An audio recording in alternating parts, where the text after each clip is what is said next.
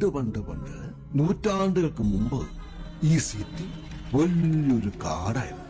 അന്നിവിടെ രാജഭരണമായിരുന്നു. രാജാവിന് ഒരു വലിയ കൊട്ടാരവും കൊട്ടാരത്തോട് ചേർന്ന് ഒരു അമ്പലവും ഉണ്ടായിരുന്നു. ഈ രാജാവ് വലിയൊരു കാളിഭക്തനായിരുന്നു.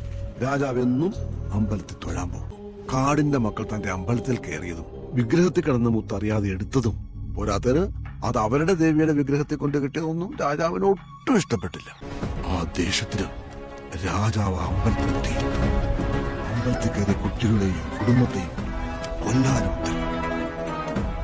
ഈ കാടില്ലേ, അവിടെ ഉണ്ട കണ്ണൊക്കെ ആയിട്ട് ഒരു കൊച്ചു കുട്ടി ഉണ്ടായിരുന്നു. ഇത് ആ കുട്ടിയുടെ കഥയാണ്.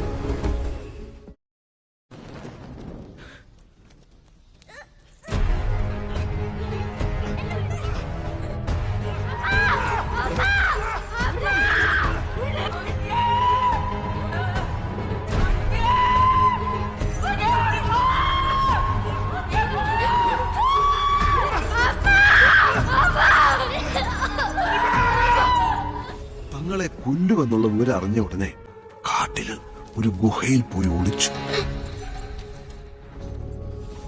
ആ ഗുഹയില് ആർക്കും അറിയാത്ത എന്തോ ഉണ്ടായിരുന്നു. ഒരു പ്രത്യേക ശക്തി.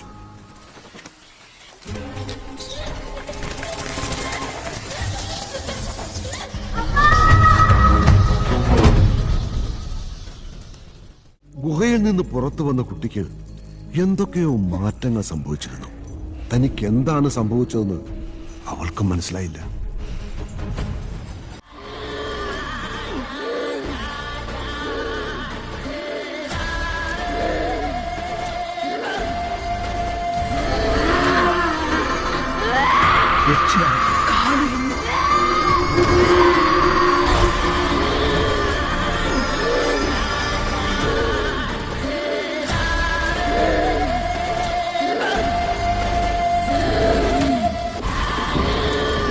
നീലി, കള്ളിയങ്കാട്ടിലെ നീലി.